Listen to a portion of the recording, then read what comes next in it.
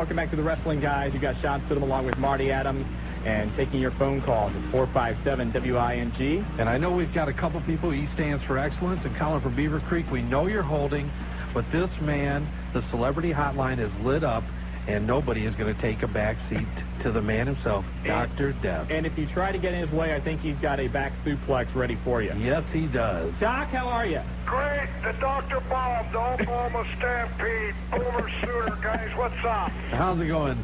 It's going fantastic. You know, you got to feel a little good. I mean, the last couple months really have been kind of rough, but I think you've been vindicated. Hi, older brother. Not just 2 months, man. It's been going on for a while now. We've been asking, I guess you're talking about a few things. Let's start with the deadbeat dad case. Exactly. Hey, how does a man have to prove himself innocent with a lot of money, brother? Let me tell you. I've got lawyers working for me left and right just because one girl, arena rat or a groupie, hey, God bless her too, but you don't have to point their finger at, somebody and say you're the dad. Now, let's give some people some background on this. She went and actually got a conviction against you for being a deadbeat dad, and you had never even knew anything about this because you were in Japan, right? Bottom line, let me tell you the whole situation. I know the papers write what they want, the news, whatever, but here's what happened. This has been going on for a while. For the last 2 years, I've asked for a DNA test. Before that, she got a default judgment against me because they served papers to me while I was in Japan. So it was improper serving. So we came back with asking for a DNA, but they had the default judgment and they weren't going to give the DNA. Now, how does America, USA, go with that kind of law? I don't know, man, but the DNA prevailed, and I'm not the dad. Well, and obviously we were talking about this earlier in the show, Doc. It had to, you've been on a roller coaster here. I mean, it had to be a euphoria. Obviously you knew, but, just being vindicated because, you had been branded, and everybody always jumps on the bandwagon when something's wrong. Big time. As we all know, our great Bill Clinton passed that law a couple of years ago to get the deadbeat dads. Well, Sacramento U.S. District Attorney and the feds have all the money in the world to come point their finger at anybody and try to nab them. Well, so right now, I'll tell you where the situation's ended. It's not ended yet. Oh, really? Oh, the feds are pulling the strings because they got eggs thrown in their face, and they're asking for another DNA test. Oh, jeez. Can you believe that? Unbelievable. And the first DNA test said that you were like, what, 1 in 15 billion of a chance that you were the dad or whatever? Zero. Zero. Unbelievable. Zero. But they're coming back, and they're even asking for a lower test than the one we took. And I just told my lawyers today I'm innocent until proven guilty. So we're going back with the same test we just did, the old swab test in the mouth. And you know what's great is we had a marshal watch this happen. They took a picture, and I even got my fingerprints done when this DNA test was done. But, like I said, our good President Bill Clinton passed that bill, so they have all the money in the world to come. Because, bottom line, they got eggs thrown in their face, and they went out and shot it off on the Internet and the Associated Press. I mean, it hit Tokyo. Well, and let's say this. There are, guys out there who are deadbeat dads, and they do need to be taken care of. Right. But bottom line is, you're not one of them. I'm not the deadbeat dad. I'm a great dad, brother. Let me tell you, I got 2 kids, and that one's in college and one's 7 years old. Man, hey, I'll tell you, bottom line, guys. God is good, and God is good all the time, brother. Yes, sir. And Bottom line. Steve, let's talk about you in the world of wrestling, and you really had a wild career, of course. You started out in Mid-South, and I think that's when people really started to know who you were. Best wrestler the Alliance there ever was. Mid-South sports. Let me ask you something, and, I don't know how many of our fans remember the Mid-South and as it progressed into being the UWF, but if you talk to people who were around and who watched it, so many people feel that was absolutely the best wrestling federation they've ever seen. And you had guys come out of there, yourself, of course, Ted DiBiase, Terry Taylor, the Freebirds. Hacksaw Duggan. Sting came out of there. Eddie Gilbert. Ernie Ladd. Yeah, exactly. King Kong Bundy. Junkyard Dog. One-man gang. Come on, man. We can hit them all, brother. No doubt about it. I'll tell you what all those guys were. They are the legends, and I'll tell you what, they're the ones who made pro wrestling for all these whippersnappers out there right now trying to become pro wrestlers. Well, you know, and what was it like being around that atmosphere, and why do you think it didn't really succeed? Well, I think because it went bigger than Bill Watts figured it would get that big. You know what I'm saying? Because we had a great territory here in Mid-South. Well, all of a sudden it started blooming, man, and, you know, we started going to Chicago, California, and it got a little bit bigger than Bill Watts really wanted it to be, and money-wise, you know what I'm saying? Yeah. He is making a ton of money here in the Louisiana, Arkansas, Mississippi, Texas, Oklahoma territory, you know? But I think it got really big, and Bill, God bless him, man. I don't agree on everything he does, but he has a big ego, and he wanted all for himself. Now, Steve, who in this business doesn't have a big ego? Come on. I'll tell you what, brother, I don't have the big ego. I'll tell you what, I've been down the road so many times and seen so much of this BS going on. If the boys would realize that we got to make money for each other, because the promoters ain't going to make it for us. They're going to take it all. No doubt about it, man. It's just, you know, we're sitting here, and once again, we're talking about what's going on. You know, the internet rumors have you now that you've been released. Is that official? I'm free. I've done LinkedIn on twice now here. I'm not the deadbeat dad, and I've been released from WWF. Hey, I don't have much to say about him, but God bless him. Hey, I'll tell you what, Vince is, he's pushing the envelope, and we'll see them in the future. Hey, Steve, let's go back and talk just briefly about the WWF. You came in, and you suffered the injury at Brawl for All, and that really was kind of what set you back, right? Well, yeah. But since then, I mean, you have lost weight, you've rehabbed, you're in better shape than you've ever been.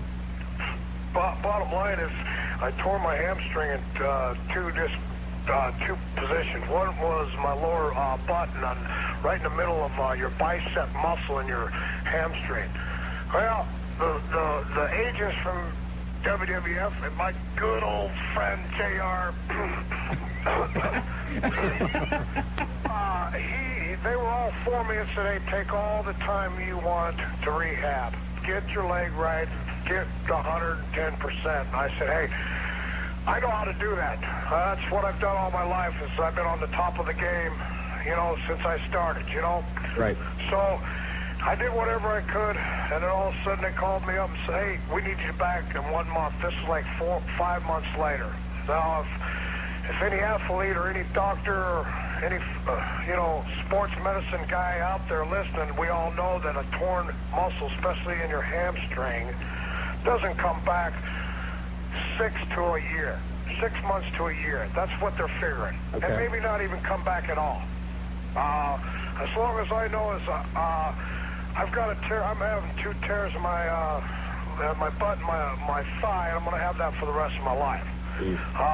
I'm not saying I'm not 110%. The way I feel right now, I am 110. But bottom line is, they brought me back, and here they put Jim Ross. He had some problems with his family, and then problems with facial deal there. And The Bell palsy. yeah, and God bless him, man. I hope everything works out for him. But he got me out there, and really what I was a stepping stone to get him back on TV. And, you know, and they had a lot of things planned for you, it looked like, because looking at the merchandising that they were doing, you were on everything. You were an action figure, you were in the video games, but then, you know, for whatever reason, we just didn't see you on Monday night. I'll tell you what I was promised from good old JR. 6 months after I got back in there, I was going to have a run with Stone Cold. Really? Steve Williams. The other Steve Williams. For those who don't know, Not the real Steve Williams. Stone Cold Steve Austin's real name is Steve Williams. Yes, it is. And actually, you were the reason that he couldn't have his real name in the world of wrestling. Tell the story. Tell the story, man. They all need to know that story. He came out of Chris Adams School down in Texas, and he originally was going to be known as Steve Williams, but then you were, of course, making the rounds in Mid-South, and your name was out there, and they told him, hey, there's already a Steve Williams, you can't be it. Exactly. But hey, he's a great. Let me tell you, he's a great person. Stone Cold's great. But let me get back to the story. As you see, the story is what they did with Hunter, Yeah. with JR. The whole storyline was promised for me. Where you would be the one that would attack JR. Yeah, I was going to turn out to be the big heel. Jeez. And turn on JR and then have the run with Stone Cold and, you know, et cetera, et cetera. But hey, bottom line, one man doesn't like me. And that's fine with me. One man ain't going to control my life. Gotcha. You know, right now, I'm a free man, and I'm the happiest man. I got the good Lord behind me, and I'll tell you what, the Bible says the man can move mountains. Well, I've been hit in every area of my life in the last 7, 8 months, and right now, I'm moving mountains, brother. There you go. Hey, Steve, one thing about your career, you've always been a huge success over in Japan, whether it be with Stan Hansen, Terry Gordy, what have you. Can you talk about what the wrestling scene is like in Japan from an American point of view? Well, what the Americans are experiencing right now is what Japan experienced for probably the last, before last year, about 10 years of it, because that's where I was for the last 10 years. I was over there, and it was rocking. I mean, as you see the people outside of the stadiums, before the buses get there, before the boys get there, when we're leaving, it was packed, and there were sold-out Coliseums. The Budokan was for sure sold out for the whole year. Wow. Not just, and they didn't even know who was on the card. That's what's unbelievable. They just knew wrestling was there and they wanted to see it. It was rabid. And it was, $200 seats, Jeez. ringside. But I'll tell you what, wrestling over in Japan is real wrestling. It's got a little amateur, a little kickboxing, a little stiffness, a little shootiness, and it's my kind of stuff. There you go. And, I'll tell you what's really nice is they respect pro wrestlers. They really do over there. And they take care of them. If you're in with the family, you're set up. So are you going to be heading back over to the Orient anytime soon? I hope something happens out here pretty soon that I get to go back over there. I've got some dates here and there to go all over the country, Australia, Germany, so right now I've got two of my great buddies, the lawyers, jumping on a few things, Don't get yourself in trouble, Steve. Doc, don't get yourself in any more trouble, man. Okay, I'll stop. Hey, you know what? I just got off the phone with Gary Albright, too, man. He's my last partner over in Japan, and he said he's holding my seat in the bus over in Japan, so I'm hoping I'm headed that way. And it looks like you're also going to be making the rounds on the independent circuit here in the United States, so hopefully we'll be able to see you around here sometime soon. Yes, sir, and my calendar is open right now, and I'll tell you what, I've got my own web page. It's a long address. I can shoot it over the radio, but if you know Dory Funks, go right to Dory Funks, and he can push you right on to me. Just jump on the link. And I'm not one of those computer illiterate guys, I'm one of them peckers, not them typers, guys? I'll tell you what, Doc, we'll hook you up to our link here for the wrestling guys. Yeah. And because we do a lot of work with the independents in the area. Great. And we'll make sure we push some people your way. All right, man. Hey, Doc, we got to go to a break, but it looks like the things are looking up for you. And as always, I've been a huge mark of yours for a long time. So best of luck to you, and hopefully we'll see you back in the ring real soon. Hey, guys, I just want to thank you very much for calling me and letting all the fans know the situation, how Doc's feeling, how well he's doing. Matter of fact, I weighed on the scale 249. I've been the lightest since I was in freshman in college. Wow. That's fantastic. My body fat's 12%. I don't know if everybody understands that, but I'll tell you what, I look like $1 million. Hey, God bless you guys, and best wishes for everybody. Hey, God bless you, Doc. We'll be in touch. We'll put that link on. And any of you independents out there, Dr. Death Steve Williams wants to come to the Miami Valley. So get a hold of him. Contact us at www.ccc, a numeric 4, the letter U.com, and we'll put a link in there to Dr. Death. Okay, Doc, thanks a lot, man. Yeah. Bye-bye. All right, Doc, thanks again. A very high energy man. I'll tell you what, man. That man needs to be working. Get rid of some of that. Oh, Well, man. what's going on? We got to go to a break.